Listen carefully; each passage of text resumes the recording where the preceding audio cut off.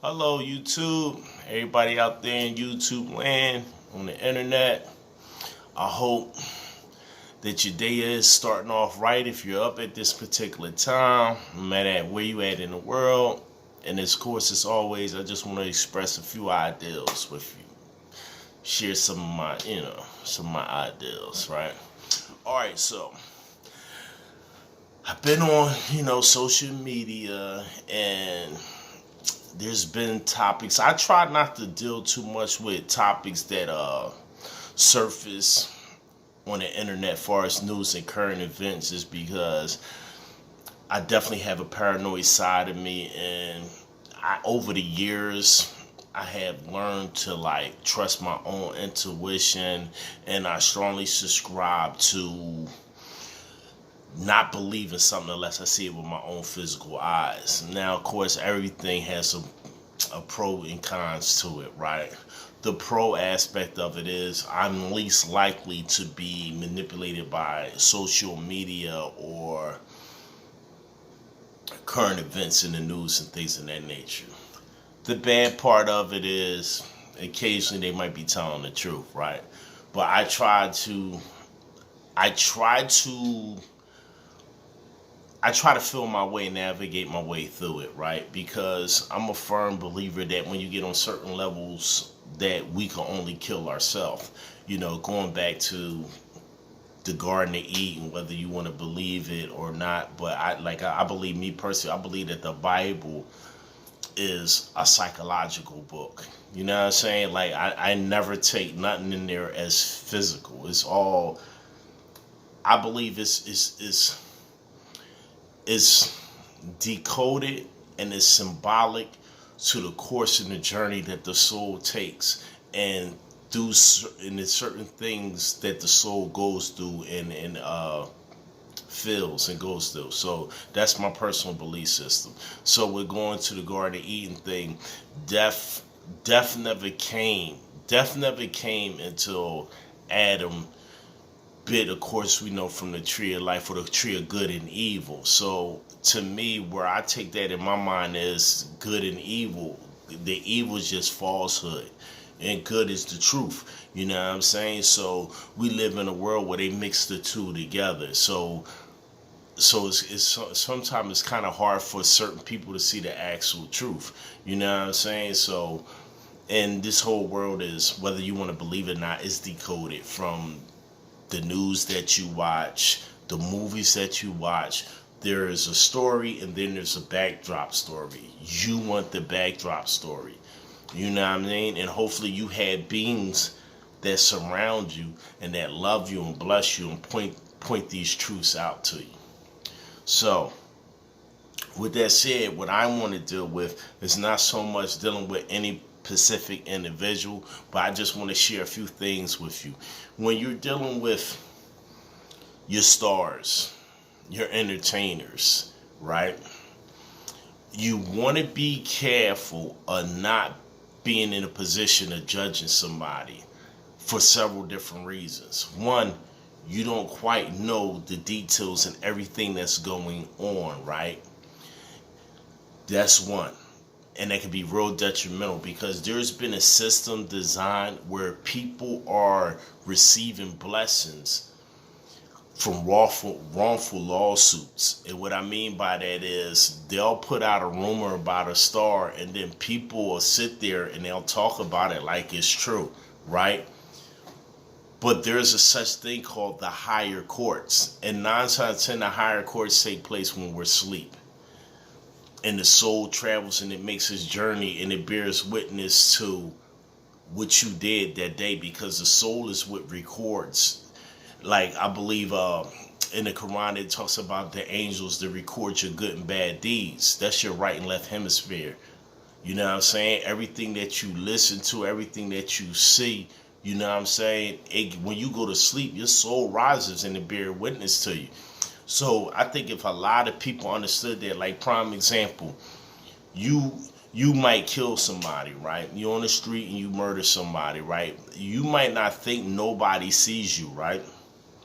But it could be anything. It could be a stray dog in the alley. It could be a cat underneath a car that witnessed that. And when they go to sleep, their souls go up. And it bears witness against you. So you have to be careful. You have to be extremely careful and not to get on some spooky stuff. So with that said is, lately I've been really, really cautious because a wrongful lawsuit in the higher courts, what that means is that person to continually get blessings. Like, we never understood that. Like, we may say, excuse me, we may say like, yo, this person, off of media, how they project it, oh, this person's a snake, this person's a sellout, this person blasey, blasey, blasey. In all actuality, we don't know what's going on because they're part of a different world. We don't know the inner mechanics of their world until you get there. I remember years ago, DMX did on stage Def Jam poetry, and he was talking about industry. He was like, industry. He said, industry. Niggas are dying to get in, only to find out when you get in, niggas, you don't fit in, because it's a totally different world. It's a different system. It's something totally different going on. They got their own rules and regulations and their own guidelines.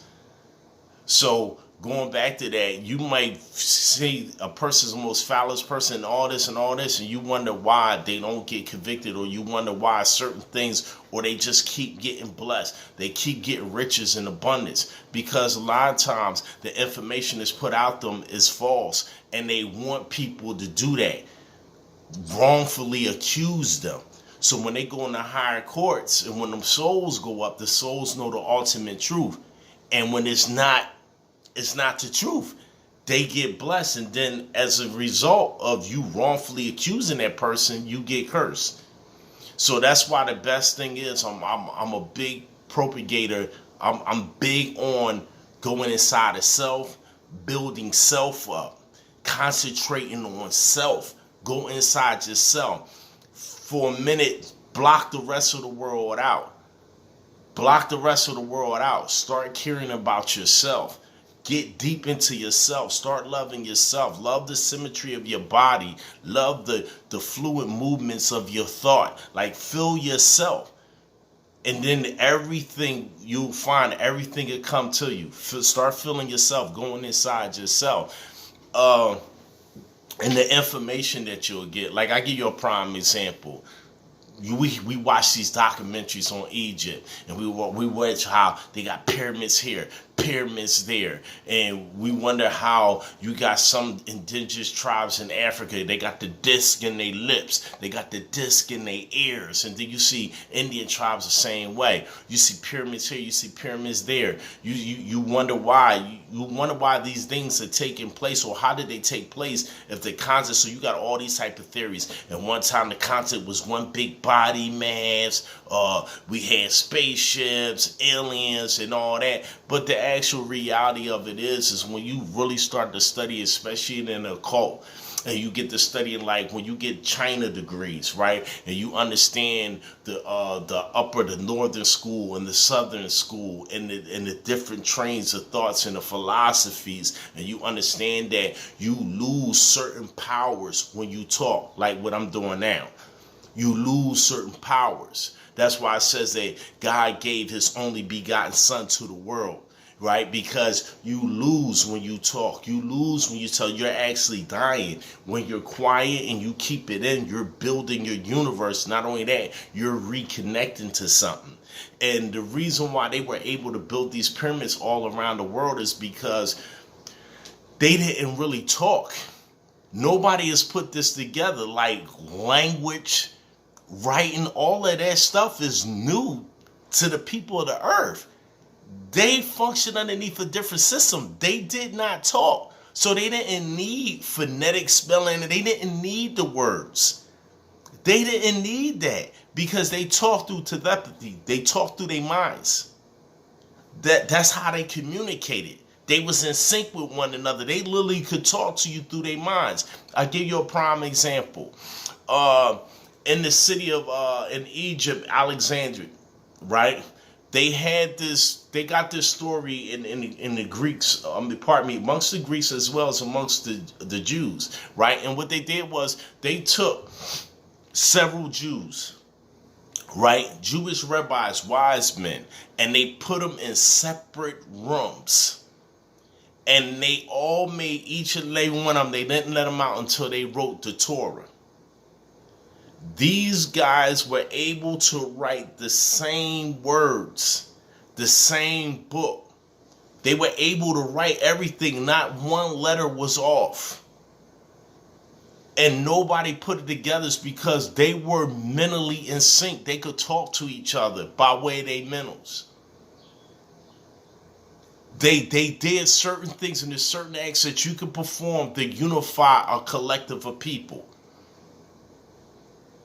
It's certain processes that you study Judaism, they actually do. Now, why we pay attention to Judaism is because we're taught in the Bible, in the book of Genesis, that their God told them to go amongst the Egyptian women and borrow gold and things of that nature from them. Borrow gold and things of that nature from them. Right after that, they did the Exodus. They never ever... Now you got to ask yourself, is God a liar? Because God knew that what God was going to do, and they was going to escape, and they was going to go, and they was going to leave. So that would perceive to be a lie. Borrow means to take something with the intentions to give back. Now I'm here to tell you that they're giving it back. And the giving it back is when you're able to understand certain stuff. When you can watch their movies and you can decode it. That's you getting your Egyptian gold back. That's your payment. So you want to be careful who you judging and who, because you don't know who's paying you. You don't know who's paying you. So like I said before, we need self-development. We need to go inside ourselves, right? Because once you do that, then a lot of things would be a whole lot clearer. Because to be honest with you, we really don't, at this point in time, we really don't need, this is going to sound crazy, we really don't need teachers. Now, I know that's going to sound crazy because the purpose of the internet has so much information and it has so much knowledge that you really don't need. If you look at a lot of the individuals that are out here propagating messages, all they're really doing is regurgitating information that they don't read from older sources. But now you have access at your fingertip of your phone, your laptop, your computer. You have access to the same information. Like I give you a prime example, the Black Phoenix Rising page. I've been on several pages, and this is not the gang war, and this is not to knock nobody out. I've been on several pages that say that they're conscious pages, right? And as I flick down, and I've been guilty of the same act, so I'm not judging. But as you flick down, it's really about a person's ego, right? And versus you actually being able to really learn from the actual page, because that's the aim and the purpose when you claim to be a conscious page. So what I tried to do was I put my mental DNA on the page, but I also, it's an open door that anybody can put their mental DNA on the page. But what I tried to do with the page was I tried to make a page where as though it's a page that I would want. Like I would want to go down and I would want to learn this. I would want to learn this. So when I navigate, or when I'm on my Facebook page now, I'm no longer wasting time. If somebody puts up a good post that I was like, wow, this is a hell of a post, I immediately share it with the group. You know what I'm saying? I immediately share it with the group. If I'm on YouTube and I'm looking at documentaries or something like that, and it's a good documentary, like I really don't put nothing up, especially the hour videos and stuff like that. I don't put nothing up unless I scan it first. I scan it first. I look for the traps and everything, and I'd be like, oh, okay, boom, they can eat off of this because I would eat this. I'm going to give you the food that I would eat personally, and but you have to have thick skin because sometimes I might put something up and a person might be lily white. You know what I'm saying? And if I'm putting it up there, it's like, because at the end of the day, it's about you getting your money back. You getting your money back that was stolen from you. I'm going to tell you one of the greatest tricks when you be dealing with pantheons and gods. It's a known fact that the Roman gods are renamed Greek gods. And the Greek gods are renamed Egyptian gods. But where the cutoff came in at was this. It's a deep concept. When we got to come back to get our gods, when we had to look at them, they're white and they made sure they took the clothes off. Because if you study the Egyptians were highly religious. Like people be saying, yo, drop religion and spirituality. Religion is ritual. The Egyptians were highly ritual people, and there's a reason why they subscribe to rituals, because within inside the ritual was a hidden decoded message. That's when you go into Freemason lodges, they perform rituals, but it's a story, or the way in the movement, the way that they do things, it tells a hidden meaning. This is how the ancients vibe. Like when you go to India, the women, they'll do certain dances, and with their hand gestures, they're actually telling a story. So that's why we don't get away from religion, because the actual rituals in religion are decoded. So we have to, you cannot, like, that's insanity. So going back to the Pantheon is when we came back to reclaim our stuff, it purposely took the clothes off, because they knew we was a highly moralistic people. Our moral compass was like really, really high, and we was into modesty, clothing, and things of that nature. Most of your religious systems are actually bits and pieces of the Egyptian system, especially Islam. They were big on water and purification and things of that nature. You know what I'm saying? So the whole concept of cleanliness cleanliness is next to godliness. That comes from the Egyptians. They were extremely clean people. You know what I mean? Like, they verified water, the Nile River. So I'm like, at the end of the day, it's like you had to be careful, because when we went to go reclaim, they purposely did that. They purposely put the naked men and women in your face, knowing that we come back and reclaim, we was going to be like, oh, no, I don't want it. You know what I'm saying? Like, I give you a prime example. If you read a lot of Plato. Plato got a lot of jewels in it, but he assaults you with the gay stuff. But you got to have a strong mind and navigate through that joint. And get your jewels and get out.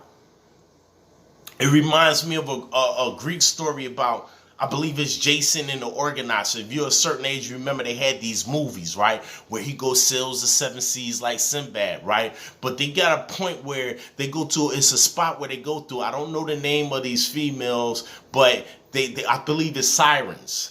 Like the police car, sirens, and you hear it and it immediately attacks your psyche. You look at the police car go by, but it was these females called sirens, and sailors had to be careful, because when the ship goes through it, they'll yell out and they'll sing, and it was known to drive men crazy.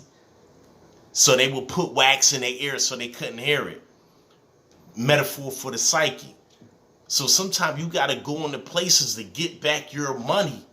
And they purposely do stuff so you'll be like, no, my philosophy is, I'm not a racist, I'm not none of that. My thing is, I just want back what was rightfully mine. And I believe we've been scattered all over the planet Earth, and I believe what we originally were, we were beings of wisdom, knowledge, and understanding. So with that said and done, that's my whole thing. My whole thing is, I'm not trying to be Moorish. I'm not trying to be Muslim. I'm not trying to be Christian. I'm trying to be everything. I want everything. I want to know about everything. Because knowledge, as we know, the old acronym, knowledge is power. Knowledge is power.